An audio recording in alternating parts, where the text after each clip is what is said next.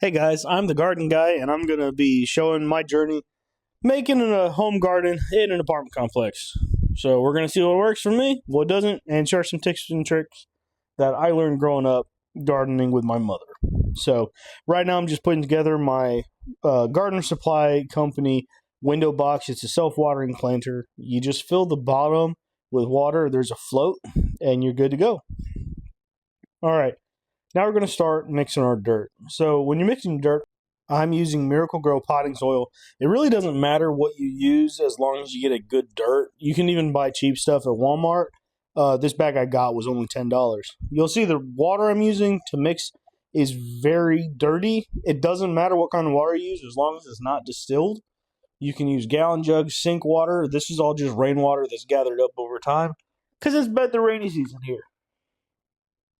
So you don't want your dirt to be too wet. You don't want it to be too dry. And then once you get it mixed to a nice kind of muddy consistency, it'll make some clumps, but not like soupy wet.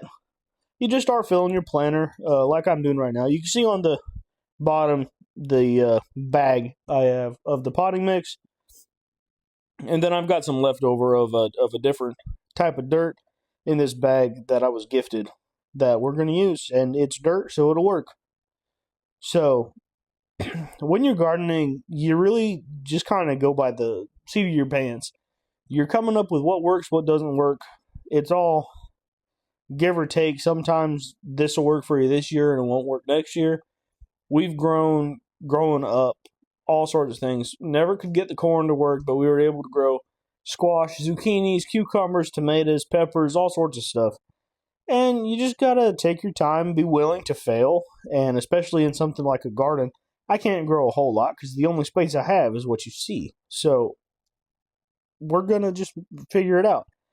I've got too many plants, and you can see I've got the dirt filled up pretty good. I actually overfilled it a little bit, and you see there on the right-hand side, kind of in the middle, there's that little stick poking out of that orange cap. That's the float I was talking about for the planter. So just topping it up with a little bit of dirt. I got my old kitchen bowl right there, and yeah, go from there. So what I'm planting here, I'm going to show you in a second, is cilantro, something we use regularly around the house. It's great for using a lot of things.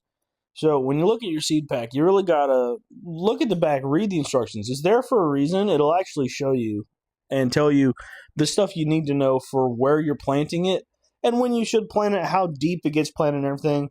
So right there on the back, it shows you right there how deep each seed should be. Now, I'm doing something a little regular, I'd say unorthodox, but honestly, experienced gardeners like my mother have been doing this for years. You put the seeds down if they're supposed to be shallow, and then cover them with more dirt. So I'm going to place them. I put way too many seeds down, but they don't all germinate. So some of them will grow, some of them won't, and that's fine. There's the extra dirt. I'll just tamp it down a little bit and then just cover with dirt what needs to be done to get that 1/4 of an inch of depthness for the seeds.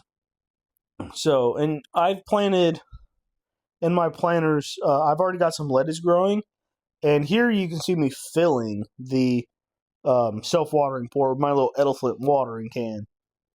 Fill it up. It takes a decent bit of water. I think it's like 1.5 gallons for these. And this is where we're at for now. We've got the lettuce, the cilantro we just planted, and some squash in a container. See you next time.